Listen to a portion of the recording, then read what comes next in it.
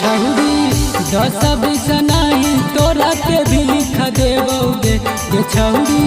10-20 नहीं तोरा के भी लिख देबोगे एगो चुम्मा देबी त से पूरा जिला लिख देबोगे एगो चुम्मा देबी त गया जिला लिख देबोगे गे छौरी 10-20 नहीं तोरा के भी लिख देबोगे गे छौरी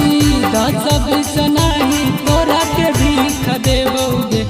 एगो चुम्मा देबी त नवादा जिला लिख देबोगे एगो चुम्मा देबी त जमुई जिला लिख देबोगे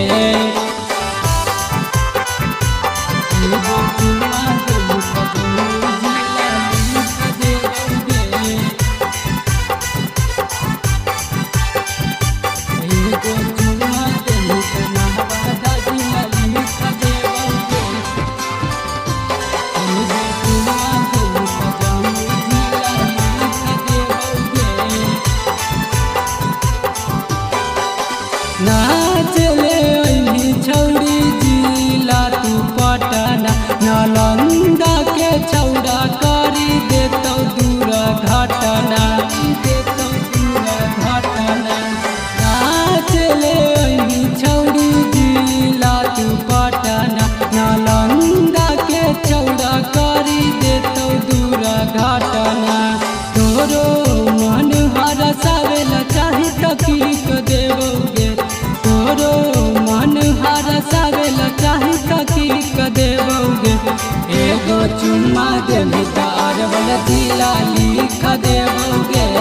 एगो चुम्मा देबी त आरा जिला लिख देबोगे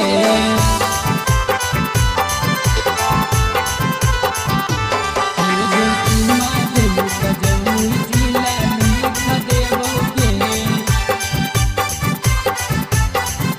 एगो चुम्मा देबी त नवादा जिला लिख देबोगे एगो चुम्मा देबी त अरवल जिला लिख देबोगे पेन्हुई छौरी डरे सए कविता ढोरी कटोरी लगौ जोबन पपीता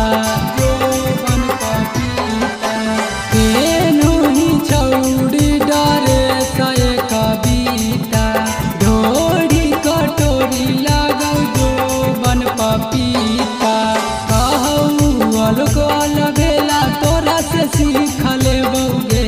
कहू अलगो अलबेला तोरा से सीख लेबोगे एगो चुम्मा देबी त लखीसराय लिख देबोगे एगो चुम्मा देबी त बेगूसराय लिख देबोगे आगे देबी त झारखंडो लिख देबो।